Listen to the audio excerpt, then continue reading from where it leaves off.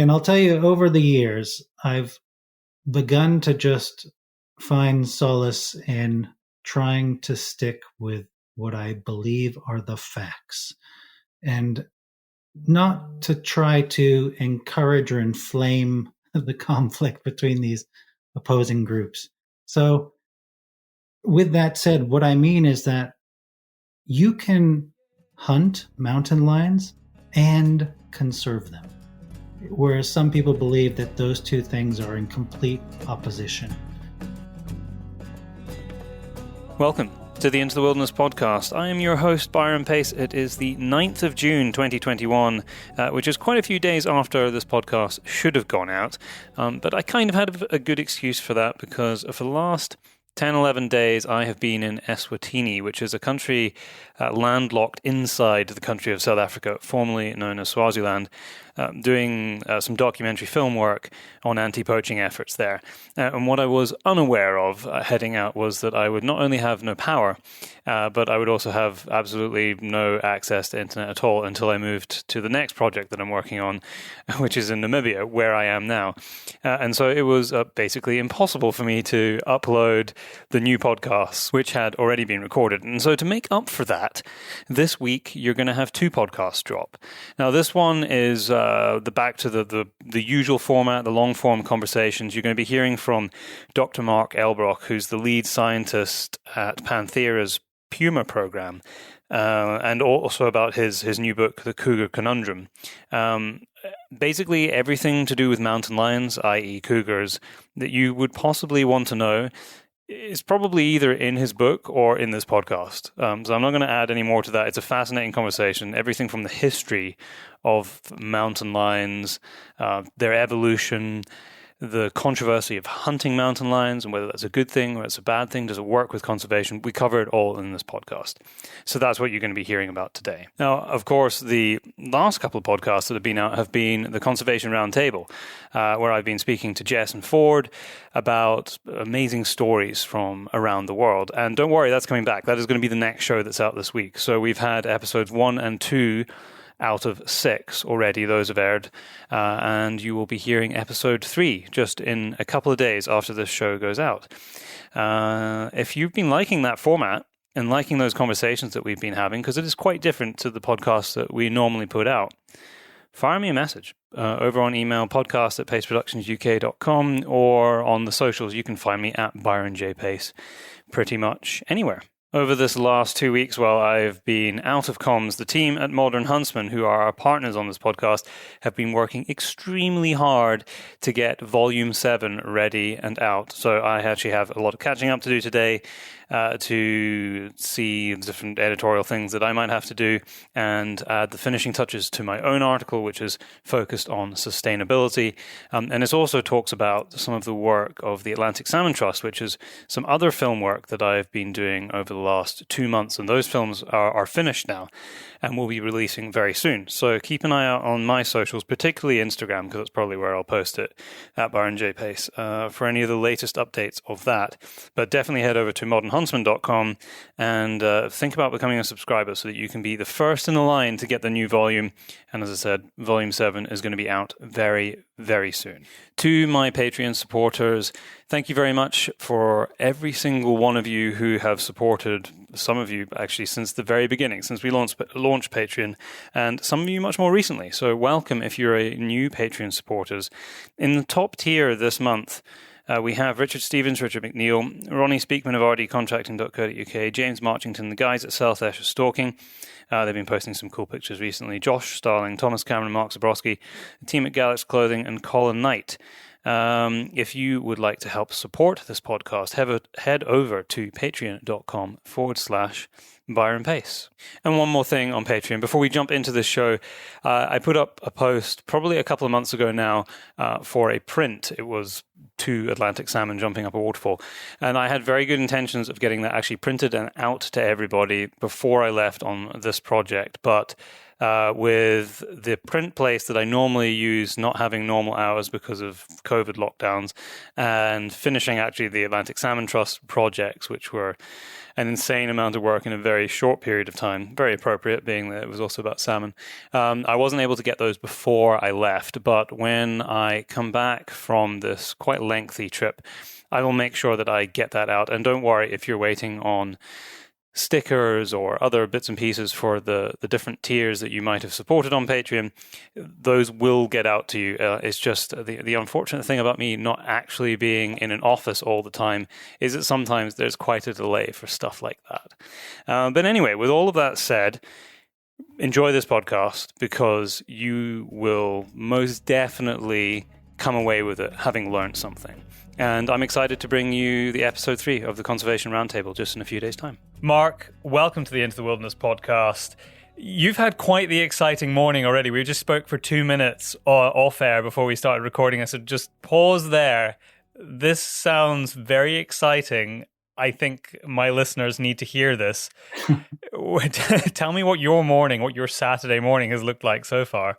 Yeah, it's welcome to my life. Nothing is predictable, and you're always on call. So, started the morning with a frantic phone call from the south. So, I work a huge collaborative project in Washington State on the Olympic Peninsula, and the Skokomish tribe has a capture team, and their houndsman called and says, "I have a cat in the tree. The local crew isn't available. You have to come down and catch this cat with me." And I was like, oh my gosh, scrambling. And I knew we had this set up to start at 11. And I was like, oh no, we've postponed so many times that I was going to have to postpone again. And then at the last moment, the local team down there rallied and was able to make that happen. And then just as we're getting it on the phone, we use these cellular trail cameras that send an image of what walks in front of them. And an uncollared mountain lion just walked in front of one of them. And so I was like, oh my gosh. And so I'm rallying our local team to go out and try to catch this cat, a different cat than the first cat, which is actually, I can see the hillside where that camera is from my window. So hopefully we're going to rally in the next hour and a bit to get out there and to try to catch that animal. So when you first started talking there, you just said cat in the tree. Now, there might have been some people thinking, although I guess by the time this goes out, I will have actually introed you in an intro that I record separately, but these are big cats in trees. We're specifically talking about mountain lions, North America. Why on earth are you catching cats? Oh, for different reasons here. Our project, like the big overarching question is, wildlife connectivity. So is the Olympic Peninsula becoming an island? Because there's this massive highway that runs south of Seattle all the way to Portland, Oregon. And it's some of the fastest development in the West. And genetic evidence suggests that this local mountain lion population is already suffering, meaning that their genetic diversity is deteriorating and becoming different than the rest of Washington State. And so we are actually working with the Department of Transportation and with 6 First Nations on the peninsula to study how mountain lions move on the landscape, whether or not they can cross I-5. I-5 is the name of the interstate. And if not, how do we help facilitate increased connectivity? So mountain lions are really like an umbrella species here because wildlife connectivity is important for far more animals than mountain lions. But that's the species we're gathering data on because they move in ways that really support that kind of work. They're especially the young animals, when they leave their mother, they just bounce around like electrons. You never know where they're going to go. And they can move massive distances. So they're the ideal species to really test whether or not wildlife can indeed cross Interstate 5 safely. And if not, where should we help them through the building of infrastructure like bridges or tunnels underneath the highway or things like that? Yeah, the distance that some of those young cats go is utterly staggering. And what you're talking about right now, it ties in really well with 2 conversations that I've had in the last 6 months about wildlife corridors and wildlife passes over road networks. Actually, both those conversations have been on this show, and they were both based in the US. But my mind immediately springs to P22 in LA, where I think they're still raising money for a huge crossover, like wildlife crossover over the road network there. Yeah. I actually saw one of the fundraising days. I guess it was probably 2 years ago now, P22 Day inside Griffith Park. In fact, in your book, which we're going to talk about, the Cougar Conundrum, you mentioned P22 and Griffith Park in there specifically. Yes, indeed. So there, the bridge is over 101, so connecting the Santa Monica mountain range to sort of wild landscapes to the north, stretching 10 lanes of pavement. It's would be an incredible undertaking. I think they're now trying to raise about $80 million. Is it And 80? Wow, I didn't it realize it was keeps as much as going that. up, And so it Because I think started when around 40 and then it was 60 and yeah, I I think think it's at now 80. last count, I remember that they'd raised, I think it went at the event that I was at, I think they'd raised like $15 million. I didn't realize there was still so much to go. Oh gosh, it's incredible. And I mean, it really is a remarkable story because where else in the world could you raise that amount of money to save something like 12 to 14 mountain lions? I mean, Southern California is incredibly unique in their passion for wildlife and their local community. And as we know, LA really values LA. And of course the resources are there to tap people who want to invest in their own community and the health of their community long term. So I mean, I just can't imagine trying to raise that kind of money anywhere else in the world and have a chance of doing so. To build a bridge, it's pretty amazing.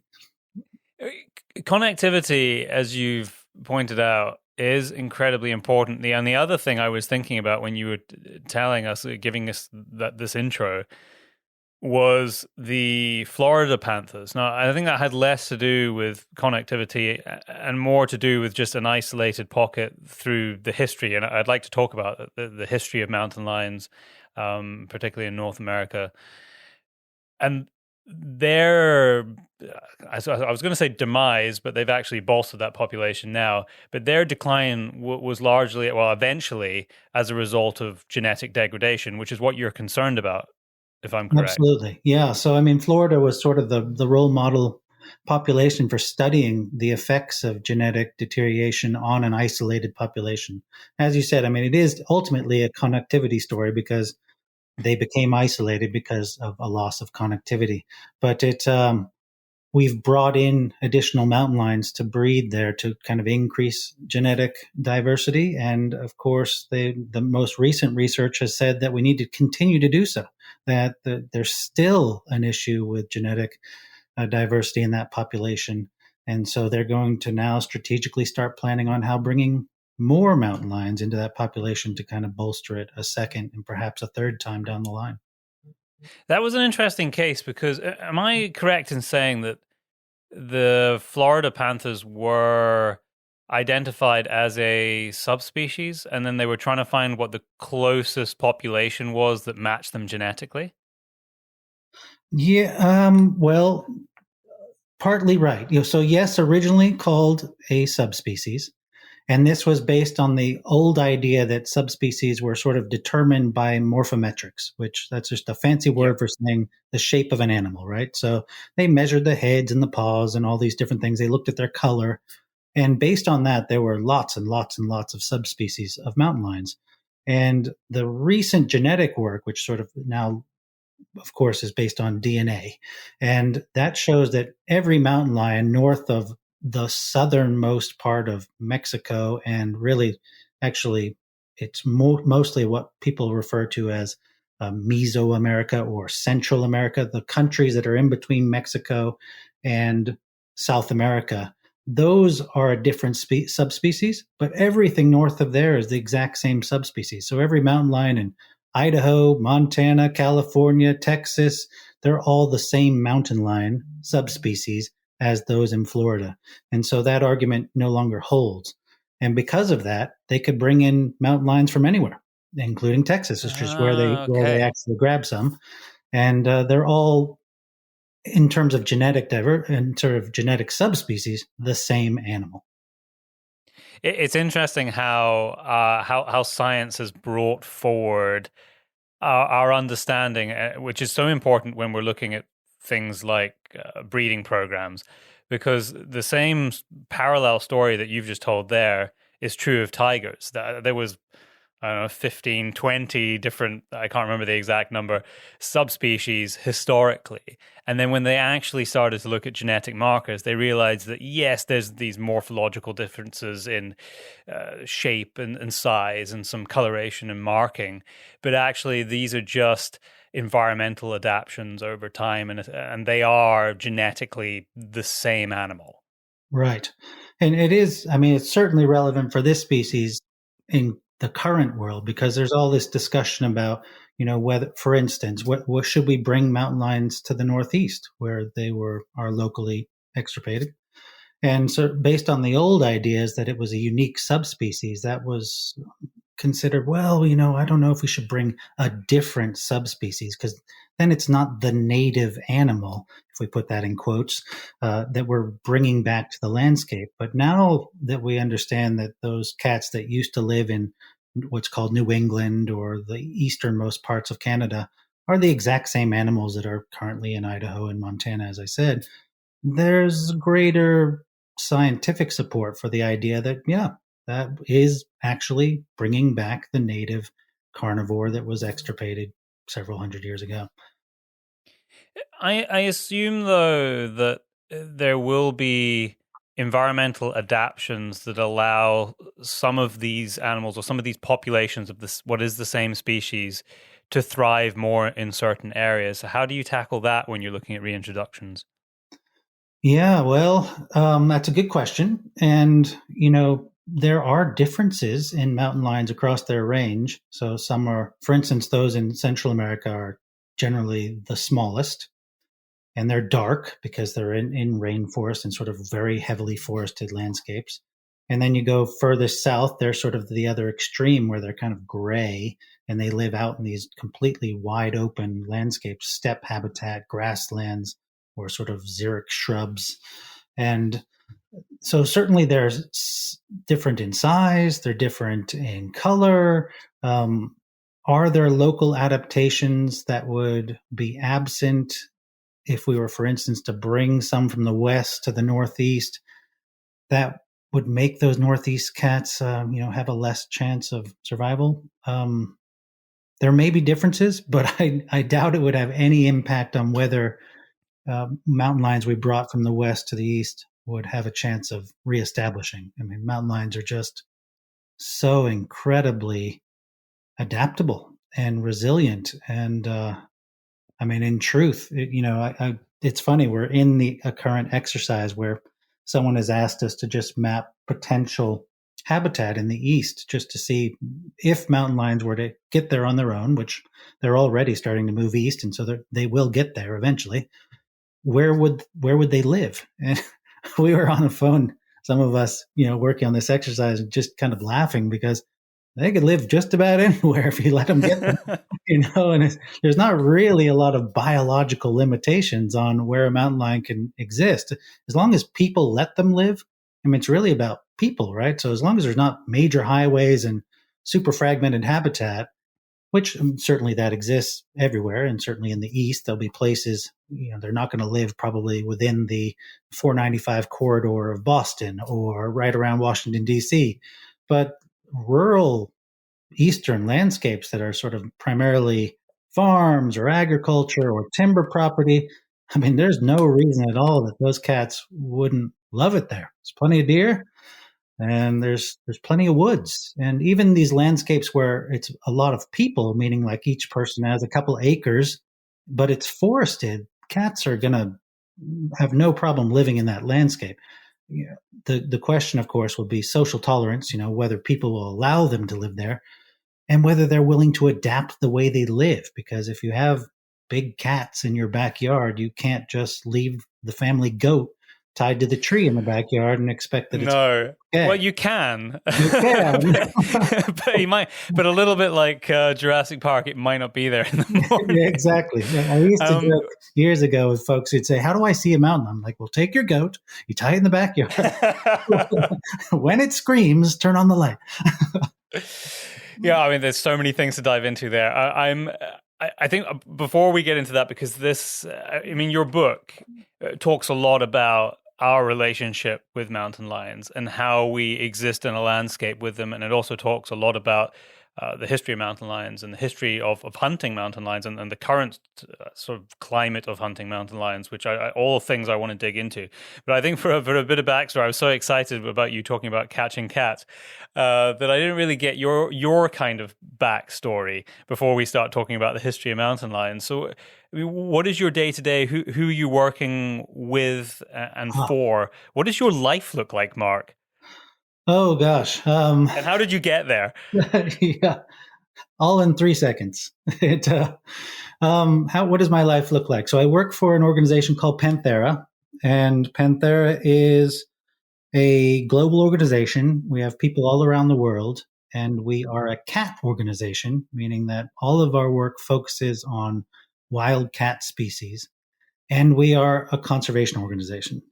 And that means that all of our work is really focused on the conservation of these species, and more importantly, the landscapes in which they live. And even more importantly than that, we're really interested in the conservation of people and healthy human wildlife ecosystems. And the one thing I would emphasize, because I know the word conservation can sometimes put people's hair up, is that we're a science-based organization. So most of the people that work for Panthera are trained scientists, and we're researchers that either are doing monitoring or gathering data that can help support sort of strategic conservation interventions or management, etc., of the varying wild cats. So that's who I work for. My job is I'm the director of the mountain lion program or the Puma program, whatever word works best for you. And so my job is really to sort of think strategically about where Panthera should invest in terms of on the field or in the field, whether certain topics should be addressed more than others, but really with the end goal of the conservation of mountain lions long term. So that includes everything from social tolerance to studying connectivity here in the Northwest to supporting sustainable and healthy hunting if we're working in a country where there is hunting of mountain lions. And it also means working across their entire range. So they range from Canada in the north all the way south through Central America into South America and all the way to the tip of South America. And so That's what else? pretty extensive. Yeah, it's big. And I mean, my daily life, I mean, I'm a father, and that dictates, much of my schedule these days. And when I'm not fathering, I'm working on cat stuff. And when I can combine the two, I do. So as the boys get older and older and more rugged, they join me in the field for catching Fun. cats and visiting kill sites. And Well, that sounds like a pretty good upbringing to me. yeah, no, I'm hoping it'll influence their lives. Yeah, I was aware of Panthera before you reached out to talk and before we organized you coming on the podcast. And I think the first time the organization had come to light in something I had written, sorry, it was a friend of mine who wrote the piece. I didn't write it, but that I read about was snow leopards, and the work that Panthera does with snow leopards. So, I mean, is the organization, does it include like lions in Africa? It's always been the lesser known or lesser talked about cats rather than like lions and leopards are the two and tigers that spring to mind. Oh no, I'd say our biggest programs are probably African lion.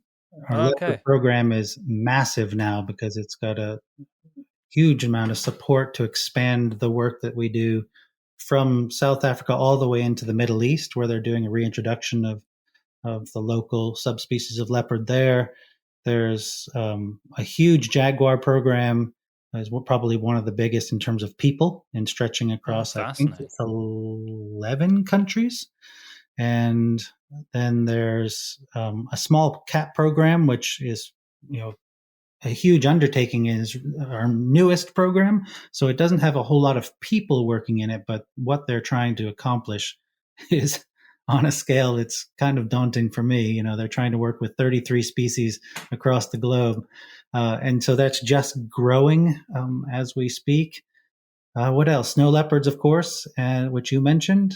And who are our other? Cheetah. There's a cheetah program, which is mostly integrated right now with kind of more of an African program that addresses cheetah, lion, and leopard in several multi-species sites. And yeah, I mean, my goodness. And I had no idea it was so extensive. I'm gonna have to read up more and see, because I'm sure in some of the places that I go and I'm filming and working in Africa, there's probably a Panthera project not a million miles away from where I am. So I'll have to look that up. Oh, there's one closer than you think, because there's now Panthera has been kind of tapped as from what I understand, is like the scientific partner on a potential lynx reintroduction in Scotland. Oh, interesting. So I have somebody coming on the podcast in the next couple of weeks to talk about that very topic.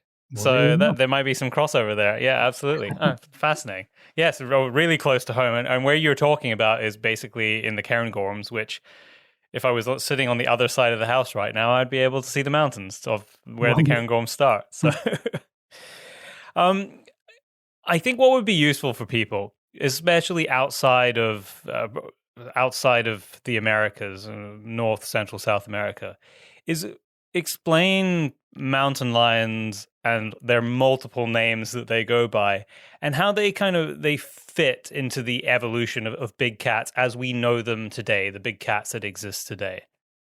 Sure. So yeah, mountain lions, they are the world record holder for number of common names. So they have, there was a man named, in the 1960 published a treatise on the species, and he had gathered 84 different common names across the Americas, including many indigenous names that associate with many cultures across Central and South America in particular. And without doubt, there were more. That's just how many he collected. And it's still to this date, I believe, is the world record holder. In fact, I checked last year. So as of 2020, it was still the world record holder for most common names. So when you hear cougar, puma, catamount, mountain lion, leon, I mean, there's so many names across their range. And it's because there's so many people. And of course, this is related to the fact that they are the terrestrial, so meaning the animal that lives on the land, that is native to the Americas, both North and South America, with the widest distribution of any mammal in the Americas. So wow. It's they stretched historically from east to west coast in North America and South America, and from, say, halfway up Canada all the way down to the southern tip of South America. And so think historically about how many different cultures they would have crossed or overlapped with, and each one of them having a name for the species and in some way of interacting with them. So that's why, no doubt, they have so many names. And it can be a little confusing, actually. I remember when I was younger thinking that some of these names were actually different things, different animals, different species. And it was only much later that I realized, no, actually, this is all the same cat. All the same cat. And Florida panther, of course, which adds to the confusion. Many people think that's a different animal than the mountain lion in the West.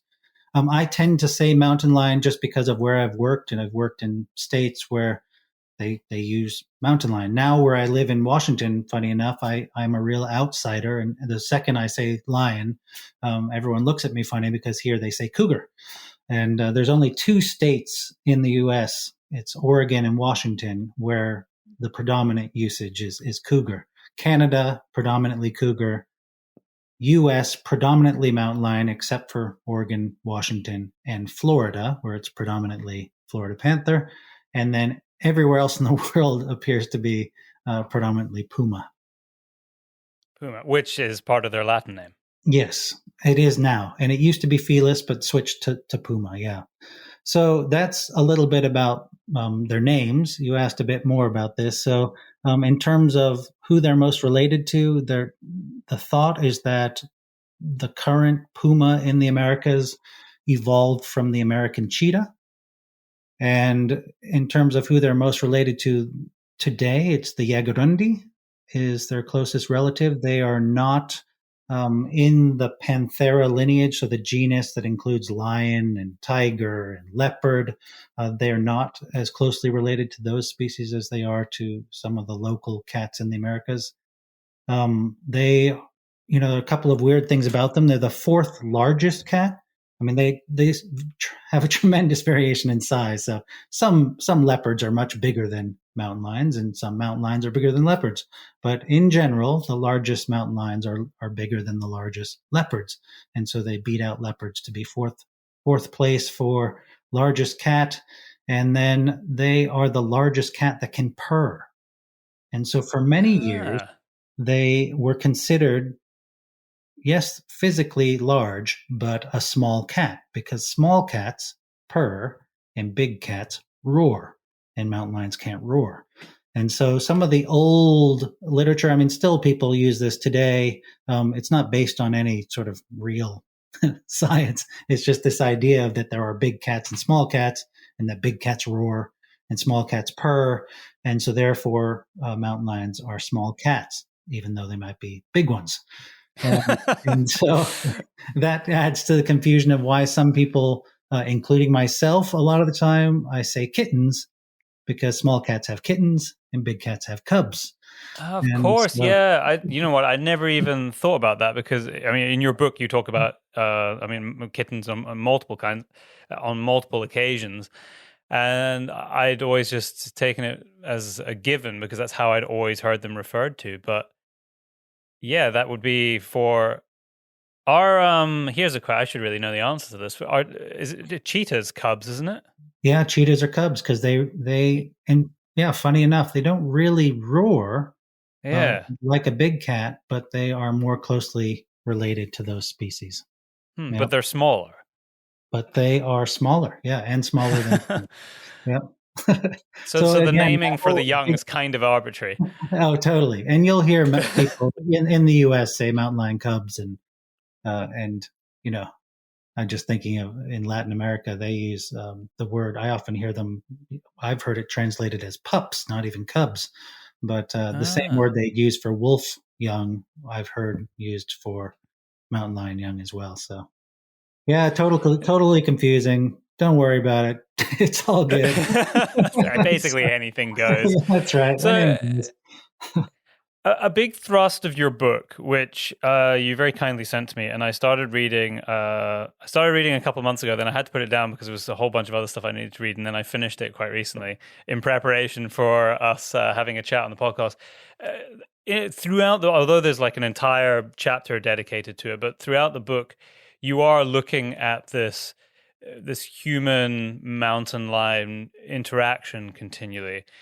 Before we get into the kind of controversial and complex topic and history of hunting mountain lions in North America, from a more modern perspective, as most people might think of conflicts with mountain lions, livestock and pets, what is the kind of state of play with that? How frequent is it?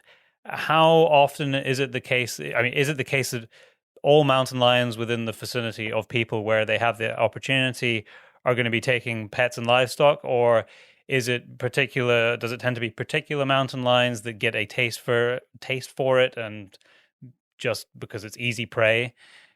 Is this, whenever we see conflict, it obviously particularly if it's conflict with people, it's the thing that makes the news, it makes the media. But for every cat that's making the news, there must be a lot more that are just quietly going about their business and eating deer, I would imagine. Yeah. So I think it's fair to say that wherever there are people and mountain lions, there will be conflict. That's just reality. So there will always be the odd pet or livestock that is killed by a mountain lion. And then I hate to say it, but I think it's also, to be realistic, that there will always be those rare negative encounters where a mountain lion attacks a person as well. I just don't think there's any way for those things to go away. And so the frequency of these events is tiny. It's such a small fraction of mountain lions that kill the wrong thing. If we call it the wrong thing, is a domestic pet or some kind of livestock. It's very infrequent. We can emphasize that again and again. And there are many things we can do to reduce that type of behavior even more. And then in terms of attacks on people, again, incredibly rare, so infrequent. And yet, as you already pointed out, when such an event occurs, just the media grab it and run with it. And because there's lots and lots of evidence nowadays that media that includes sort of terror, drama, fear, all of those things spread more quickly on social media and have a farther reach than do positive or less controversial media topics. The most recent, there might be a more recent instance, but the most recent one that I can think of, which wasn't actually somebody who was attacked, but it was something that did the rounds on social media, was someone who was out for a run, and I think they'd come across a mountain lion and her cub, and it kept on sort of mock charging her in a way and pushed this person sort of back up the track that they had come. Did you see that, Mark? Oh yeah, the Utah... What was your take on that? Right. So it's an amazing video if you haven't seen it, for those who are listening. So as you said, this young man jogging on the trail sees some animals up ahead, sees that makes out it as a cat with young, and he thought it was a bobcat. So he charges up there with his phone out, video going, and ends up that it's not a bobcat. Which is a much smaller wildcat in the US. It was a mountain lion with young. And the entire encounter can be captured in those first few seconds of the video if you go back and watch it. And you see one of the kittens run towards this young man. And at that point, the mother intervenes and places herself between the jogger and her kittens. And the entire encounter is just a mama mountain lion being defensive and trying her best to scare this jogger. And without doubt, she does a phenomenal job. And the jogger is not only petrified, but it appears to me that he's splitting his attention, because he does such a great job of keeping this cat in the frame of his video. And so, he's got this like amazing video of this encounter. And I'm just kind of, I don't know exactly what this looks like, but I'm picturing him with his phone out so that he can kind of see it. And he's just checking in on it every so often to make sure he's getting a video of this encounter. And when you are faced with a mountain lion, the first thing you need to do is to take control, right? You need to establish that you are nothing that they want to mess with. And he does that a little bit right in the beginning. He kind of, he raises his voice as high as it ever goes. He yells at her. But then from then on, he's just this kind of passive, not too aggressive guy having this prolonged encounter with a mountain lion that I think could have been ended immediately by just taking a couple of steps at her and giving her hell. Not worrying about his phone, just focusing on her. And because the second he takes the time to pick up a rock and hit her, she just takes off running. But that took minutes for him to take the time to do that. And you see numerous times where she kind of stops, looks back over her shoulder, kind of checking where her kittens are. And in those moments, she's thinking, I could break off right now. I'm done. I've already done my job. And all he would have had to do was just take 2 steps at her and yell, and she would have been gone. But, in summary, a cat defending her young, really trying to make sure that this human was afraid of her. And everything she did was bluff. It was just all stiff legs. And every time she charged, you could see she caught herself. There was no intention of ever making contact. She was just putting the fear of God in him, and it worked. It did work, yeah. In terms of, I was reading in the book, you talk about how the rules and laws work when mountain lions take livestock or take pets. I think you were specifically talking about in California. And I had no idea that this this was how the system worked, where you could inform the authorities and they could essentially hunt that mountain lion down. Explain the mechanism and how that works, and how, whether you think it's effective. Is it a good thing that it exists? But I think explaining how it works first will be interesting for people who don't know. Sure. I'll even give you one that just happened. So we just had one of the. All right, so we're relevant and up to date. So the cats here in Washington that we catch them, we fit them with GPS collars, so we know where they are at regular intervals. They send us their data, and lo and behold, one of the cats we were following killed 4 goats, and just nearby. And so we got the call from the houndsman who works with us catching mountain lions. He said, "I'm on my way, and just so you know, this." I looked at the data. This might be, one of the cats you're following. And I was like, "Oh God!" So I got on the computer and said, "Lo and behold, there, he has a location that's right there where this event is." And I was like, "Okay." And so the way it works is, the landowner gets up in the morning, they check in on their goats, they say, "Oh my gosh, it looks horrible. I think this might have been a mountain lion." They're, upset. This woman was really upset. And to emphasize this, she kind of wanted revenge. That was what she told me. And so she called the state and said, "You need to get rid of this mountain lion." And the way it works here is the state comes in, they verify whether or not it was indeed a mountain lion, and they agreed that it was a mountain lion that had killed these goats. It was fresh enough that they could actually do something about it. And so they call a local houndsman who provides that service. And that varies by state. Some houndsmen volunteer their time to support state agency management. Others are paid sort of on a contract basis. And so this houndsman shows up, and they pick up the scent of the mountain lion around the dead animal, and they run it up a tree, at which point local wardens dispatch the animal. So the way it works here is, I actually asked the wardens, I said, "So is it, in California, for instance, the landowner makes the call. They say, I want to kill this mountain lion or I don't." I said, "But here in Washington, there's actual, the way the legislation is written by, or at least the wildlife regulation that the Washington Department of Fish and Wildlife follows, is the moment that depredation occurs, and depredation is fancy words for a mountain lion killing something it shouldn't, meaning non-native prey, a domestic animal of some kind. So the moment that happens, there's only one option open to the state agency, and that is to kill the animal. They don't have any other options. So that's one issue that needs to be addressed, right? They need to have options. And so we're working with the state right now, not really us, but the state is within an internal review process right now to say, do we want to have options?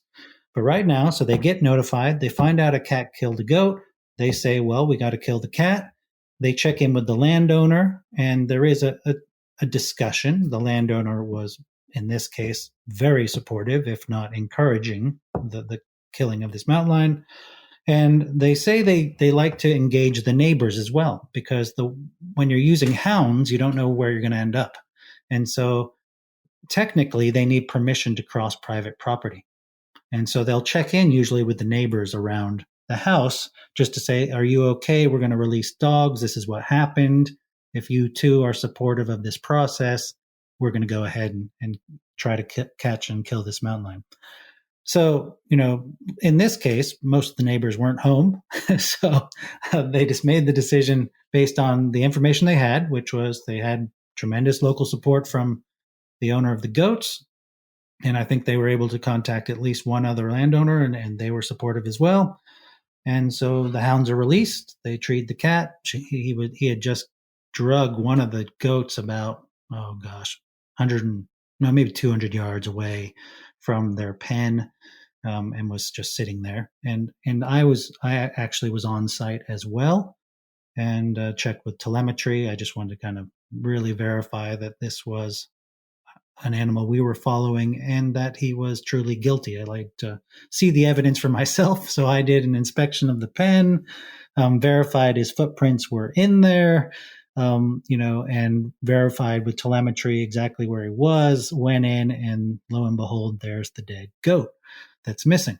So, everything really spoke to the fact that, yes, he had indeed killed these goats. And so then the hounds are released. He ran, I can't remember, not too far, he crossed 2 properties, and then he was dispatched. So, yes, the process, it is an unbelievable system in that the landowner, regardless of the protections they have in place, can call the state agency and ask them to remove an animal that kills one of their domestic animals. So in this case, the goats were kept in a 6-foot pen. The fence was 6 foot high, and there was a little shelter inside for the goats, but with no door, so they can come in and out of this shelter at any time. And the fence was nice, as fences go. But in terms of protection against mountain lions, absolutely no protection at all. Any mountain lion could jump over a 6-foot fence. And she, in fact, had dwarf goats. So these things were tiny. And so he just picked one up and jumped right over it again. And so it's, and the fact that there was no door on the shelter. I said, do you, enclose them at night? She's like, well, no. And I said, well, that would be your first thing. The fact that you have a roof over this shelter is fantastic. That's the best protection you can have. But you got to have a door, so that you literally close them in at night. You let them out in the morning. You can't have them wandering in and out of this shelter at all times of night and morning when mountain lions are walking by, unless your fence were, twice as high, if not higher. So I said, but to me, the best thing you could do moving forward is not to increase the height of your fence, because, honestly, there's debate. Should it be 12 feet high? Should it be 15 feet high? I said, just put a roof over have a shelter 8 feet high and put a roof on it. And that keeps cats out. But you have to put them in it every night and let them out in the morning. And so she seemed receptive to the feedback and said she would move forward with building a door for the shelter. But that's the process. Okay. Yeah. So I assume, like a lot of cats, they're hunting sort of first light and last light.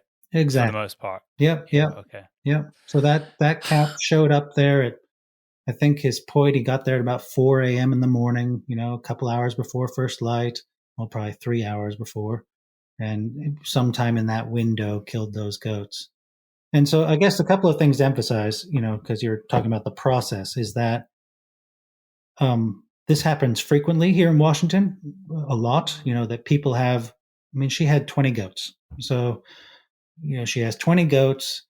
There, she lives in a very rural landscape. It's forested. It essentially is a forested habitat that's, clearly supports large carnivores, including mountain lions.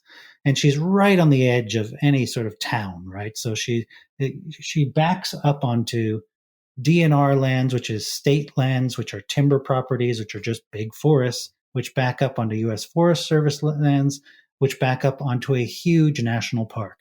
So there is a clear path, unobstructed from a core area where there's tons of wildlife that goes right to her back door. And, this is not to put her down at all, but this is the reality for many people who live in this landscape. They back onto this vast, so we'll call it a wilderness, right? In the loosest sense, that it's just a big, wild landscape. And there's plenty of evidence that the folks who live on those borders are more likely to have negative interactions with wildlife because. Well, that makes sense. Yeah. There's not a lot of, everyone can kind of get that, right? That you live with them, you're going to conflict with them. And so what blows me away is that, the way this process works is we're using state tax money, right? So the public is paying for this service. They're paying for the trucks. They're paying for the wardens to drive out there, their time. They're paying for the bullets and the rifles. They're paying for the entire service. They're paying for the houndsmen. They're all paying for all of those things to remove a mountain lion that one or two people have decided to remove at the expense of whatever potential positive roles that mountain lion might play in the ecosystem, which might support the broader community. And without evidence of proper precautions to prevent this negative interaction. Yeah, and what bums me out is that these same agencies or these same processes which pull on public resources to do this service of killing carnivores that kill livestock don't support infrastructure. So, for instance, there's no public fund available to landowners to say, "Hey, I would like to build a better structure to protect my livestock." That doesn't exist. And there's no threshold, like, just as you said, hey, did you actually take precautions to protect your livestock? And we're not going to provide you free services if you didn't, which I know is the case, for wolf depredation in parts of Europe. They demand that if you don't have the right precautions in place, you don't get the free service that comes on the other end.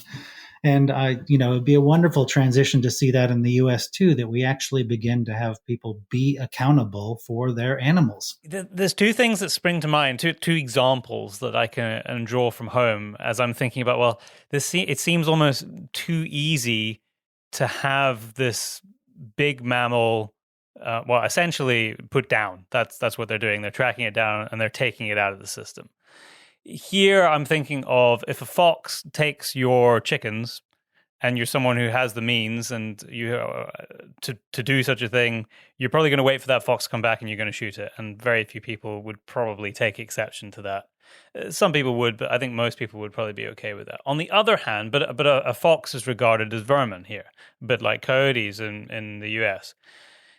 On the other hand, if a bird of prey, or all birds of prey in this country are protected, as I think they probably all are in the US, takes your racing pigeon or some fancy bird that you like keeping out of a loft in your garden and kills that bird, there is absolutely nothing that you can do as there are no repercussions to that.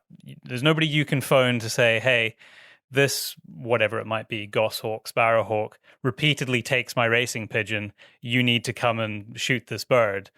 That mechanism doesn't exist. So there's two kind of extremes there where you might have something that is continually causing a problem in terms of negative interactions with humans. But in the same breath, if we are to exist in these landscapes with them and have these whether it be little miniature goats or whether we're keeping racing pigeons or we've got chickens, I suppose to some extent that's kind of the price you pay for existing in a landscape with other wild animals. What is what is the solution to mountain lion human interactions where they're becoming a problem? And I suppose the word problem really probably needs to be defined first, because I would say that if an animal is coming through and takes one or two goats and then you never see it again, it's an unfortunate incident. I wouldn't call that a problem animal. Right. No, it raises a couple of issues. One, there's this dichotomy that everyone needs to be aware of, is that the people who live with large carnivores and therefore experience the occasional negative interaction, whether it's a loss of a goat or a chicken or whatever, they kind of bear the cost, if you will, of living with these large carnivores. And they tend to have more negative associations or less tolerance for these carnivores than those who live separate from them and don't experience the risks of living with them, right? So it's this sort of urban-rural divide, right? That the urban community, they love the idea of large carnivores, but they don't have to actually deal with the loss of a goat or a chicken or anything like that. So I put that out there just to recognize that the loss of livestock is real and it impacts people. Absolutely. And we want to honor that, right?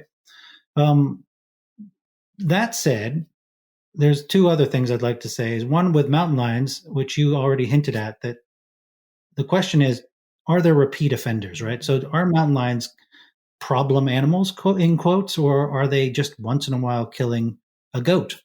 And we don't have a whole lot of information about this, because the US tendency is the second they kill anything, they're gone. And so there's not a lot of follow-up information to see if they would do it again. But gathering all the anecdotal information we can. And by anecdotal, I mean like each research project has one cat or two cats that took a goat or something like that.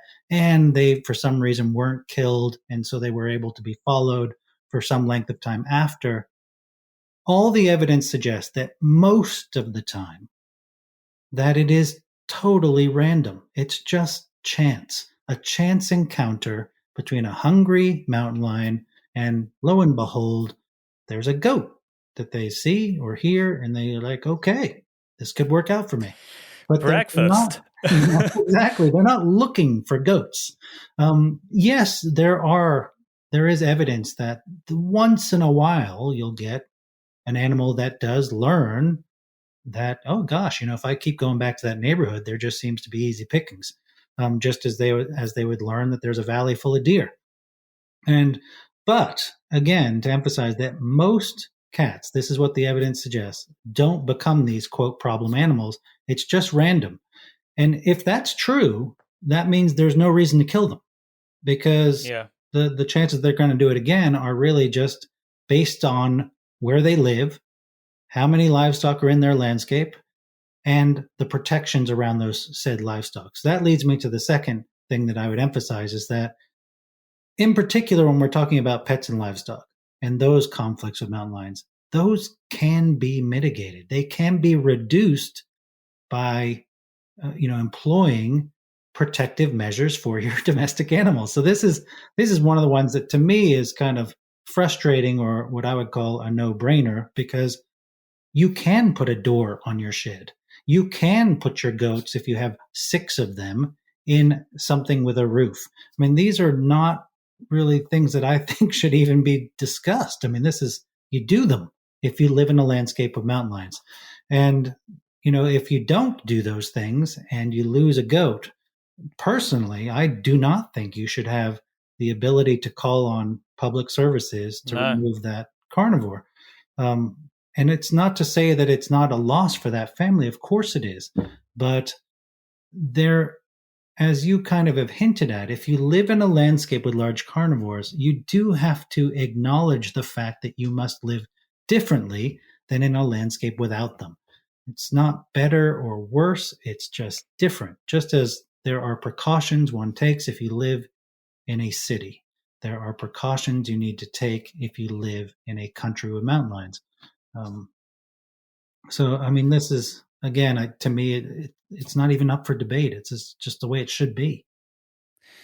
Now, the other interaction that humans and mountain lions have had for a long time, and one that has a very interesting history that I'd like you to dip into because it's changed a lot, is the hunting of mountain lions. Because there is a time in the not too distant past where mountain lions by state had bounties on their head. Now they are largely protected, and you can explain the details of what that protection entails. But there are still places that hunt mountain lions, and I'm intrigued to understand from you what that system looks like and where the conflicts lie, and should we be hunting mountain lions? The hunting of big predators is obviously very emotive. I mean, probably one of the most emotive is when we're looking at wolves. That's one that comes up in the media a lot. Mountain lions slightly less so, but it does beg the question: Is it an animal that we should be hunting? And if we are hunting it, why? What is the reason for hunting it? Is it a population that needs managed? When you told me right at the start of this conversation that there are still many areas that used to have mountain lions in that still don't, but they are slowly getting there. Right. It's a fantastic topic and really complex, right? And it really is one of the greatest conundrums around the species. And the conundrum to me is whether people are willing to compromise. And because just like so many other topics in the world right now, there's a divisiveness, and there are 2 camps that are either pro hunting or against hunting. And people don't want to discuss what it might look like in the middle. And I'll tell you, over the years, I've begun to just find solace in trying to stick with what I believe are the facts and not to try to encourage or inflame the conflict between these opposing groups. So, with that said, what I mean is that you can hunt mountain lions and conserve them, whereas some people believe that those two things are in complete opposition. I believe those two things are not in complete opposition. Does that mean that we can't overhunt them or persecute them? Of course, we could overhunt them. And in many places, I would argue that we do overhunt them. Unfortunately, I'd say that one of the other things I would emphasize is that we don't know a lot about the ecological impacts of hunting mountain lions. And so therefore my sort of strategy to fall back on the science or the facts falls short because we don't have all the answers. So what I mean by that is that we've actually got a decent sense now of if we kill X number of mountain lions in a population, that will probably see the population grow or decline or stay stable, or we will have next year this many mountain lions. We've got, not a perfect understanding of how that works, but we've got a decent enough understanding of how we can impact a population in terms of numbers. And that's the traditional training of the wildlife manager, right? We think of the way that game management has been sort of ongoing for a century plus is that we want to have sustainable populations into the future. So we try to hunt that population where in a way that allows us to kind of harvest, to use that word, to harvest enough of those animals to satiate our community of hunters while ensuring that they can do so next year and that other people can partake in the harvest of that population for years to come. And so it's this idea of balancing sort of how many can you kill or harvest versus how many you need to protect so to ensure that that population persists into the future. If that is your goal, just numbers of mountain lions, you can substitute deer, elk, whatever sage grouse, whatever you're hunting. Then managers are doing a decent job in the U.S. And you brought up lots of things, the history, what's happening, etc. And so I'll try to dip into some of those other tangents as I go. Historically in the U.S., just the quick version, we killed a lot of carnivores, right? Europeans arrived, they moved from the East Coast to the West Coast primarily, and as they swept across the country, they killed a lot of animals. I mean, this is well known in U.S. history, right? Very well documented. Yeah, it doesn't need to really be hammered home. But that included the extirpation of wolves almost entirely from the lower 48 states of the United States. They only persisted in one state by the end of that westward expansion. Mountain lions similarly were wiped out from the entire eastern half of the country, except for a tiny remnant population in Florida that no one even knew was still there until the early 1970s. And, grizzly bears, of course, were nearly extirpated from the lower 48 states. Black bears are only in, I can't remember what percent of their former range. All the big carnivores really were knocked back in a big way. So in those early years, they were considered vermin and, just kill them any way you can, kill as many as you can. And this is a service to society. And so, I think most people back then, there were animal rights advocates, even 200 years ago, active in the U.S. that were fighting hunting and the extirpation of wildlife. But I would say society in general was quite supportive of this idea of wiping out carnivores to create a safer environment, right? So a safer environment in which they could progress, and progress, and I didn't really understand ecosystem functionality back then, right? And the web of interactions between species and how they were actually required for one another, and that we do actually need predators in the landscape, right? So all of that was irrelevant back then, and so people were pretty supportive. So we don't need to really go over that too much. what happened in the US, which is kind of unique, is this idea that they built this wildlife management system as we approached 1900. It was sort of established, but really becoming more established and practiced across all the states by 1900, that looked at wildlife management as really a business, right? So we were going to manage for sustainable populations, as I was talking about, managing populations into the future, but it all focused on the species that people wanted to maintain and excluded those they didn't. So even by 1900, yes, we were protecting elk and deer and really doing amazing things to bring those populations back from really heavy persecution by previous generations of people. We still were hammering the carnivores, right? Because they were viewed as competition, and also being a negative impact on deer and elk and the species we wanted. And so that began to transition as just what you were just talking about. There was this sort of ecological enlightenment that occurred in the sort of 1920s, 30s, 40s, as people began to realize that, wow, ecosystems are all tied together. Carnivores are part of those ecosystems, and they actually have a positive role to play out there, and that, they're part of healthy systems.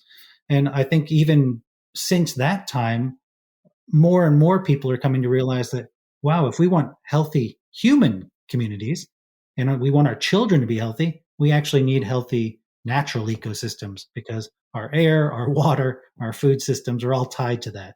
And so therefore, if carnivores are supporting healthy ecosystems, then perhaps carnivores are also supporting healthy human ecosystems. And so that's kind of the evolution that's, probably still occurring, because some folks still haven't made that connection between carnivores and healthy children. But we're getting there, and that transition has occurred. So all of that was happening. And so into the 1900s, mountain lions were still vermin. People were paying bounty. There were like livestock associations paying bounties. There were sporting clubs that were, primarily set up for wealthy folks who were interested in hunting deer and elk. They were paying bounties for carnivores. States were paying bounties, and there was even federal money for carnivore control into the 1900s. So, they were just being hammered on all fronts. But then there was a big movement as the ecological enlightenment occurred, kind of around 1950. There was a challenge that some states began to reconsider how they managed carnivores. And let's say by about 1970, most states had transitioned from one in which mountain lions were persecuted as complete vermin, kill as many as you can, any way you can, some states having full-time employees that killed mountain lions, to one in which they were mostly managed as a game species. And when I say game species, you can think of like deer management or elk management, same style, that now there were limits on the number of mountain lions that could be killed. You had to own a license to engage in mountain lion hunting. There were seasons, so you couldn't just do it any time of year. You had to actually wait for the season, the hunting season, and you couldn't do it any way you liked. Suddenly there were rules about, what firearm was legal. You couldn't necessarily just set a snare, for instance, for a mountain lion. You might have to use some sort of a weapon of some kind. And so all of these laws began to be established throughout the West. There are exceptions, but that's kind of the general theme. And since 1970-ish, that's really been the case for mountain lion populations throughout the Western United States, with two notable exceptions. California, where they've been protected for most since 1972, and there's been various regulations around that, but they're still protected. And Texas, where it's just like the Wild West of 200 years ago, where you can kill as many as you want, any way you want, and don't even have to tell anyone. So those are the two polar examples. Those are the polar examples. But most states are somewhere in the middle where they manage hunting. And yeah. I'm intrigued then. Since you have those two examples, you've got the Texas and the California example, and then the spectrum in between. What is good for mountain lions? If we consider that humans also exist in these landscapes. So maybe what has happened in California as a result of this blanket protection, although they still, if I'm not mistaken, have mechanisms to go and kill problem mountain lions.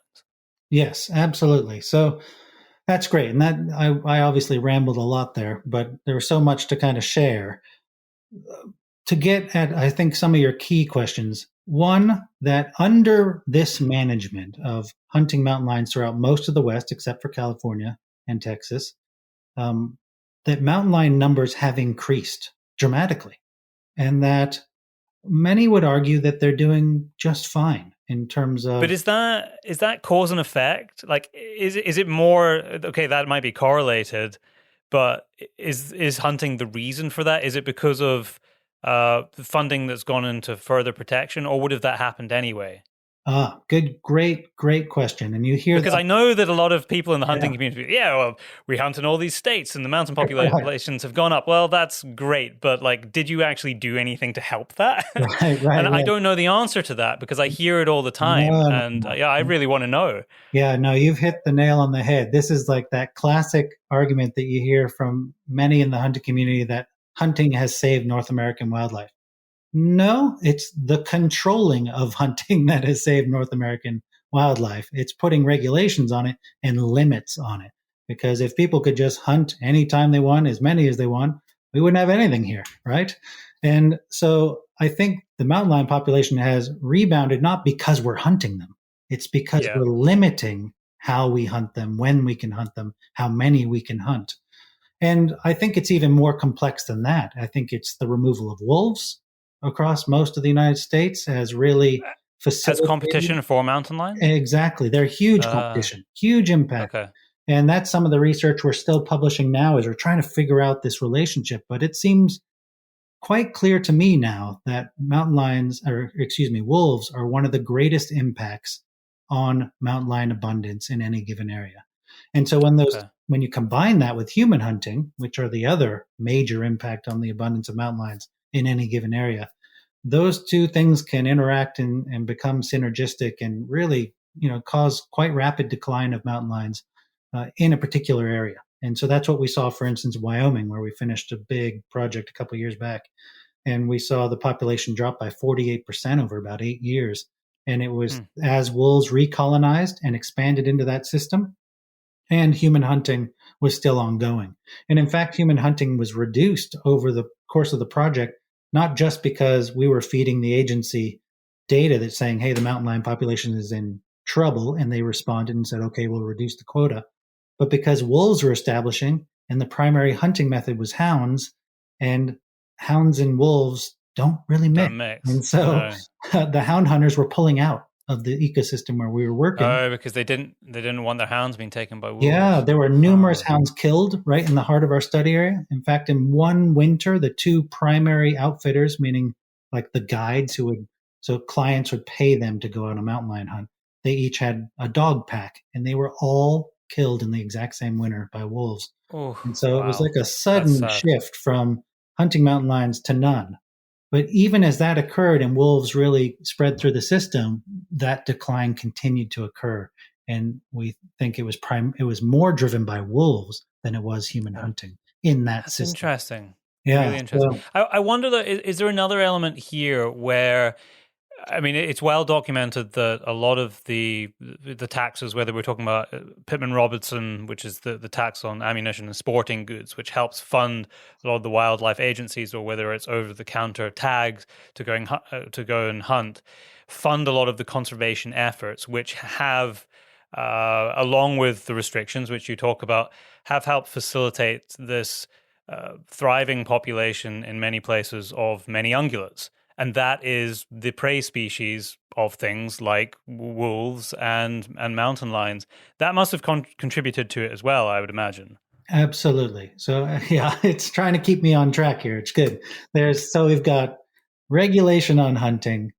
We've got sudden abundance of ungulates because as we were regulating and changing laws to do with mountain lion hunting, we were also doing that even earlier for deer and elk hunting. And it was a revolution because we had really hammered the populations in North America of deer and elk. And suddenly, under these new regulations in which their states were really managing the hunting and harvest of deer and elk, those populations exploded. And so think of mountain lions that were only surviving really in the remotest toughest places to reach on the landscape, mountain ranges, deep woods, etc., they're suddenly starting to repopulate and grow, and suddenly there's food everywhere. And this changed even where they could move on the landscape, because this is something, relevant as well, is that even as cattle pushed east to west, that changed the American West. And it changed the ability for instance, shrubs versus forbs to grow, because as you compact soil under the hooves of cows, it makes a much better system for shrubs to grow than it does grasses.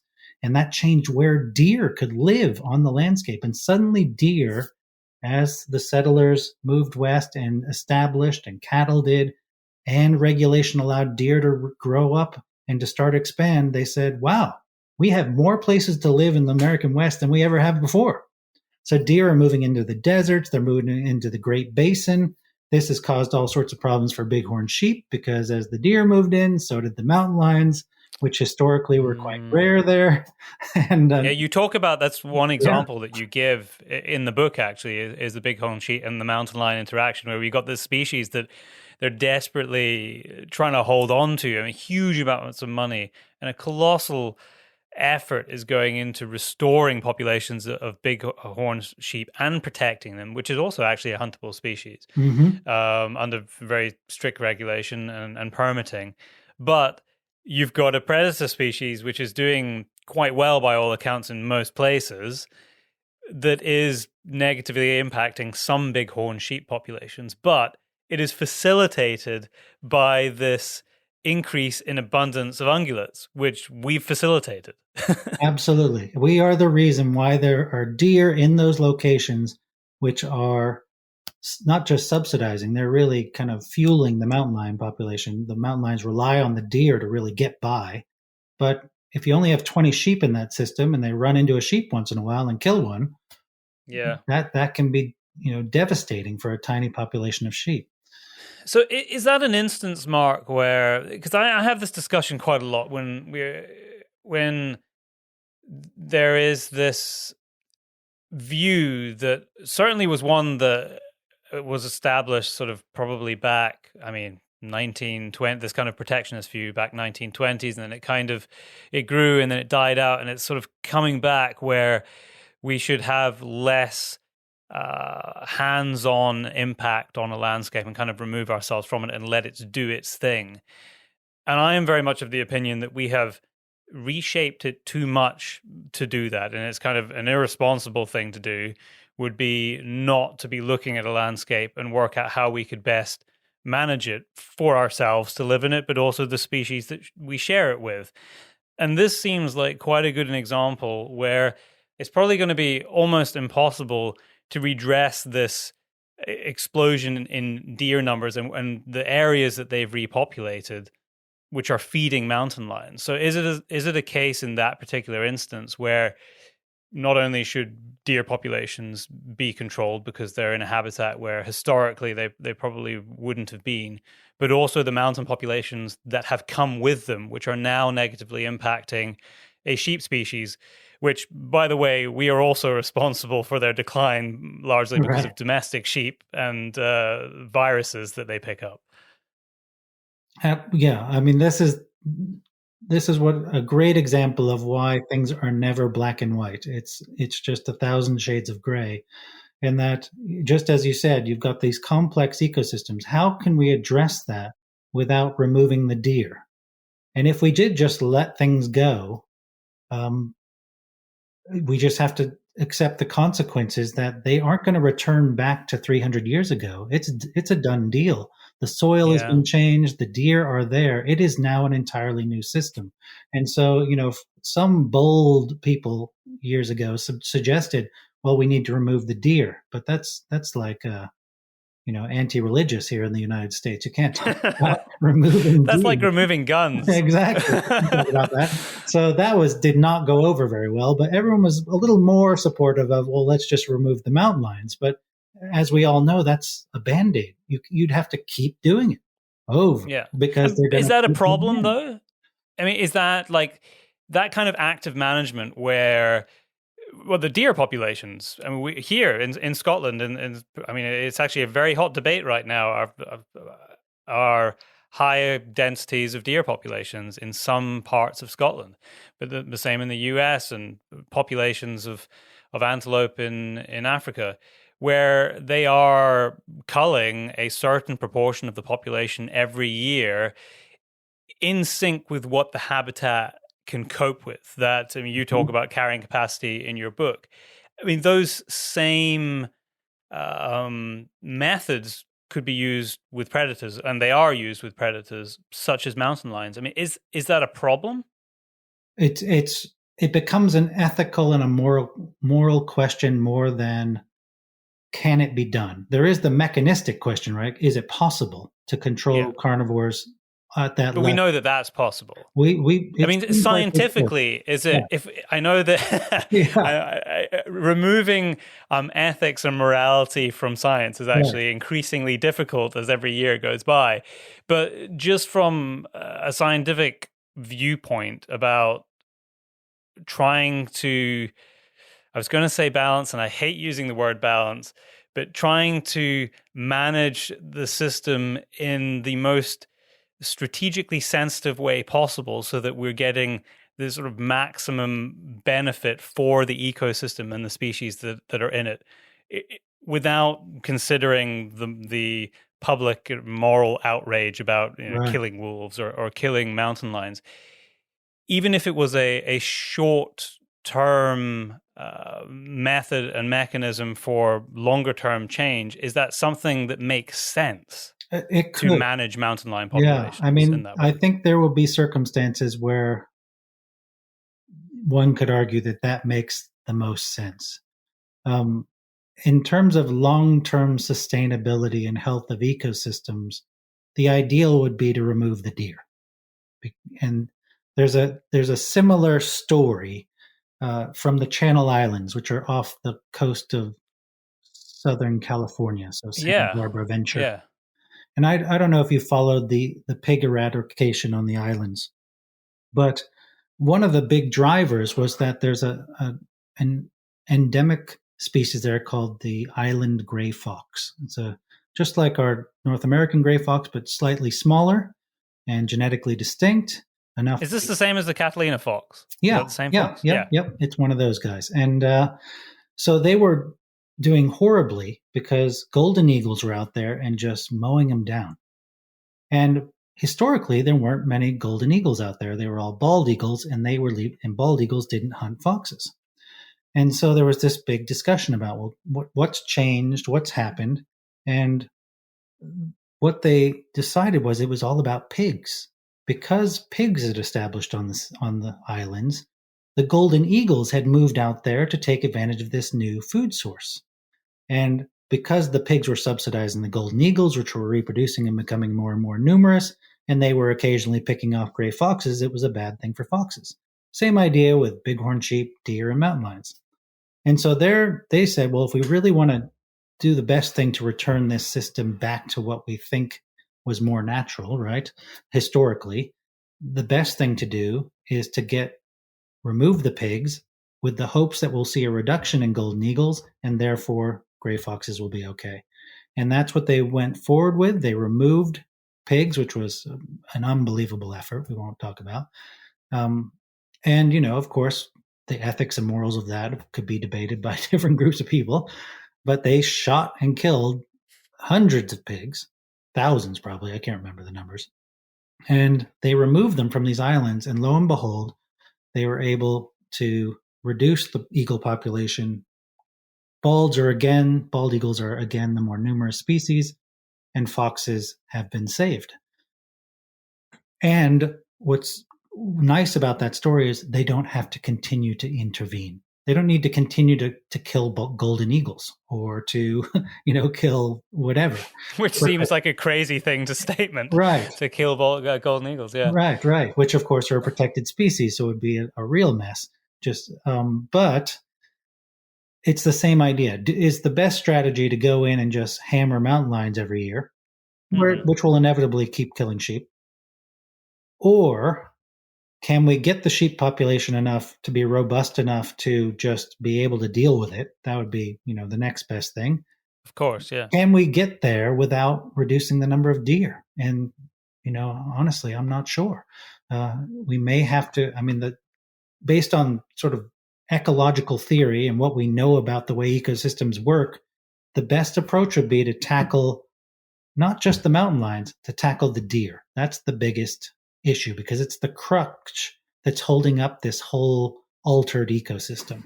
And if we can remove it, that we have the best chances of seeing the bighorn sheep there, because they do compete with deer in other ways as well, but also through that shared predator. And so that would be the best approach to kind of helping the sheep out down there. Many of those systems is also human hunting. Do we need to hunt these populations? There's no reason to. So that's additional take on these bighorn sheep populations that could be, stopped. But you could argue in that, because I know that this is definitely what somebody's going to write into me about, right? Is that you could argue that the huge amount of funding that goes into trying to protect bighorn sheep more than makes up many times over for the relatively small number of what is old rams taken out of the population anyway. And there's beautiful evidence for that. Like, for instance, in West Texas, there's, I'm trying to remember, is it Elephant Mountain, or there's a national wildlife, or it's a state property, I believe, that they have bighorn sheep on, not many. And they allow just a handful of hunters in each year. And they're escorted by the refuge staff, and they're even told which rams to kill.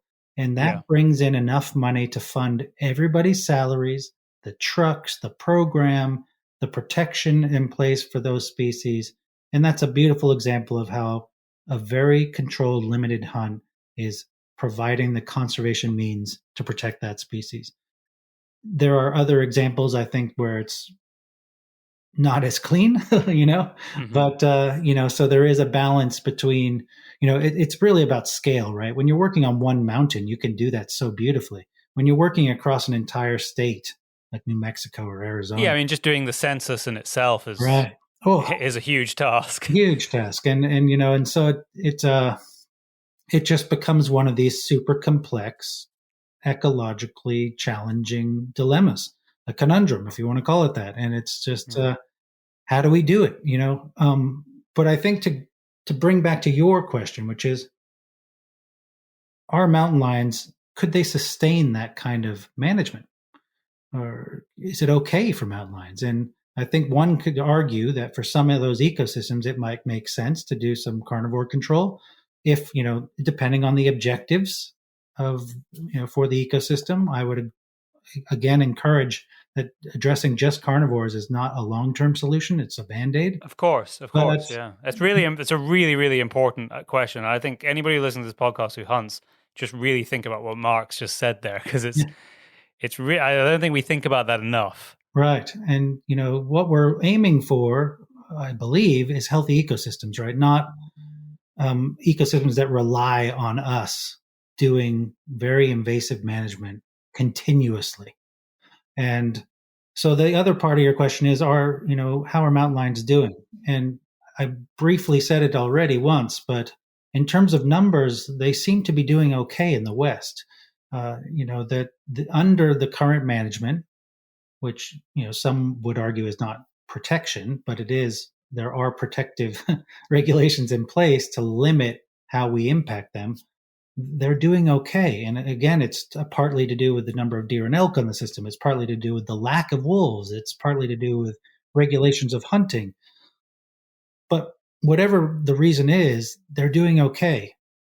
And then I just want to hammer one more thing home related to that, which is, we actually don't know how populations really function, meaning we don't really know how to measure or explain or describe the health of a mountain lion population. All we can do is look at the number of mountain lions. And there's a lot of evidence growing that even under heavy persecution, that they're resilient, meaning that they can bounce back, they can grow more mountain lions, that it's not necessarily a healthy population, because you get these shifts in the age of mountain lions on the landscape, which have different behaviors. They interact with people in different ways. For instance, there's some evidence that suggests that once you cross some threshold level of hunting, that you might see youngsters start killing livestock more, or pets, or I mean, that would make sense to me as you're removing more dominant pressures from a landscape. I mean, that happens in a number of species, especially species that hold territories. Right. And I think there's growing evidence for that in mountain lions. And I would love to see more research on it to really make sure we understand that sort of interaction better, because I would be clear to say that we don't understand it well. But that's, I think, the next level is we can say that there's, in terms of numbers, that mountain lions seem to be doing fine throughout the West. But now the next challenge for us is to determine whether they are truly healthy mountain lion populations. They are functioning normally, meaning there's dispersal, the youngsters get to move to other populations, there's the right proportion of old to young cats, males to females, and that they're providing all the positive things that mountain lions do in ecosystems to maintain healthy ecosystems and healthy human communities. So, just to hammer home again, this is where one of these conundrums about compromise and sticking with the facts. We know certain things, that hunting can occur while conserving the species, that we can hunt mountain lions in some instances and still maintain healthy populations of mountain lions, that hunting mountain lions isn't all bad. And yet there are very likely thresholds of hunting, meaning if you hunt them at a certain level, or, we'll call it hunting them hard, there will be negative impacts for us potentially by increasing conflict. Certainly for us in terms of ecosystem health, and in negative consequences for the mountain lion population in terms of their functionality, whether it's social behaviors, dispersal patterns, all the sort of internal dynamics that we just kind of generally ignore at this point. So that was a lot of words, but I just want to try to. It's important, though, very important. Yeah, that there is. So I have a question then, and I realize that you're probably going to have to go pretty soon because you're probably going to go and catch a cat. For those, there's a good proportion of people on this podcast who would never in a million years consider hunting a mountain lion. There will equally be a proportion of people on this podcast who either have or would love to or would consider it.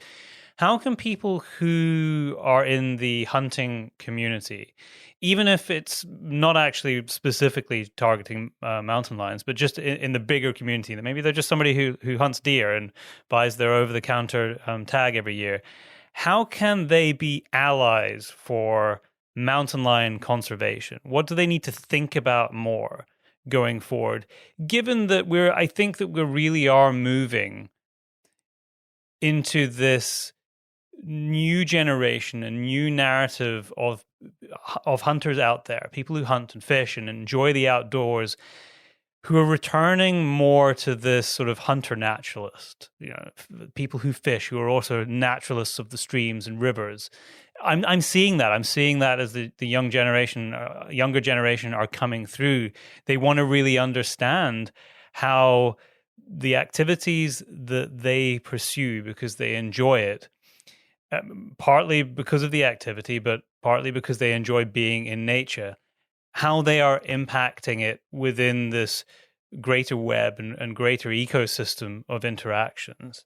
So what can they do? What can we do to sort of fulfill this desire that I think most people have, which is to do good, but still be able to interact in the landscape? And for some people, interacting in the landscape is hunting deer, or it might be hunting mountain lions. Yeah, they well said too. I recognize a shift as well, that more and more folks want to hunt in a conscious manner and participate in nature rather than just dominate it, right? And, yeah. And speaking to that audience in particular, it's, how do we shift the hunting community at large? Because unfortunately, the media sees most of the folks who are at the extreme end of hunting, that are more about shooting big guns and being competitive and dominating nature rather than participating in it.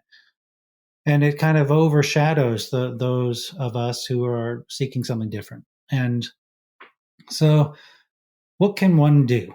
Well, I think one can begin to articulate it to their agencies and whoever their wildlife officials are locally, whether it's a state or a federal or a provincial government or whatever the agency is that is responsible for dealing with game management. They are very used to listening to hunters and and anglers. That is their constituents.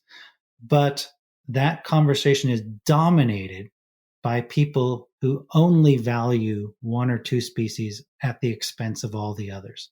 And that if we can get hunters to begin to engage in the conversation and articulate the importance of healthy ecosystems, we can encourage the dialogue within these agencies to shift from one of customer service, just making sure they have their deer and elk to hunt next year, to one of a service, a public service that ensures that community health is the priority and not just the service of a trophy animal to a small number of people the following year.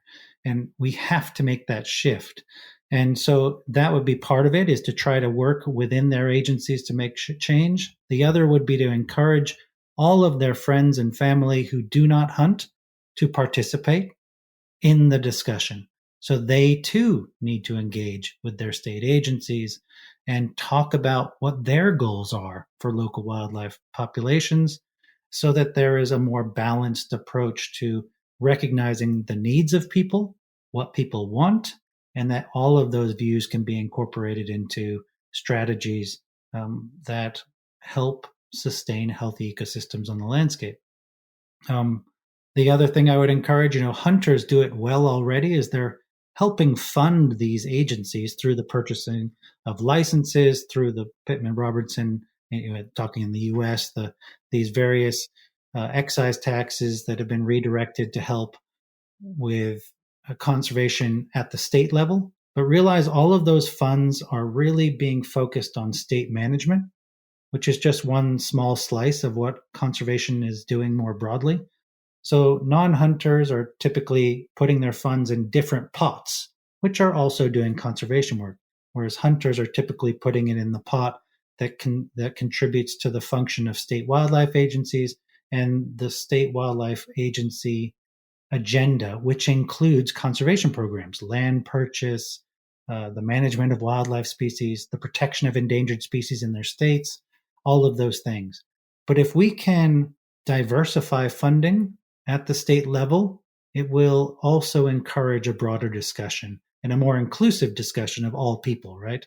So we need to get the non-hunters to start supporting these state agencies, which are generally so desperate for additional funds already. And so how do we make that happen?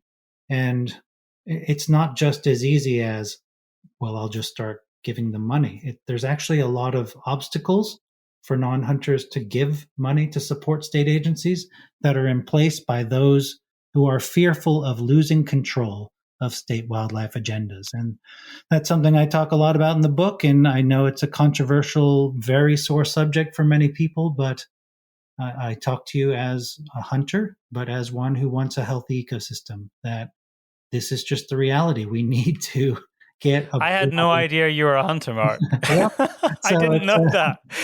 I honestly didn't know that. I mean, that's brilliant that I didn't know that before this conversation, because you just reached out to me because you listened to the podcast, I think, before.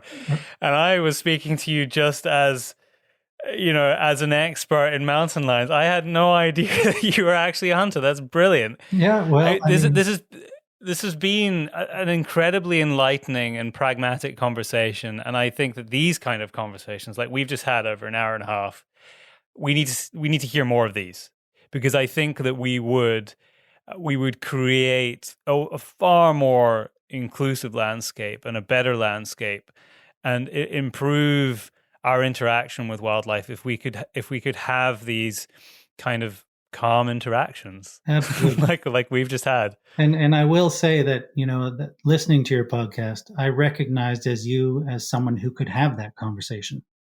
And I appreciate you for doing that. Well, Mark, I appreciate your time. Thank you so much. And I know that I'm going to be flooded with emails and messages off the back of this podcast. Thank you. Thank you for all the work that you've done over many years. And if people are intrigued by this conversation, then definitely go and check out Mark's book, The Cougar Conundrum, Sharing the World with a Successful Predator. It's all the things that we've talked about in this podcast and a whole heap more. And I think, Mark, you said to me in an email that it's just about to be available on audiobook as well, is it? That's right. I think it's released the end of this week on audio. Well, perfect. So by the time this podcast goes out, it will have already been out for a week. So wonderful. Ideal timing, almost like we planned that. Yeah. Mark, I better let you go and catch a cat now. Yeah, thanks very much. The team is sending me lots of messages. Okay. Thank you. All right. Well, thanks for your time, and good luck with your show.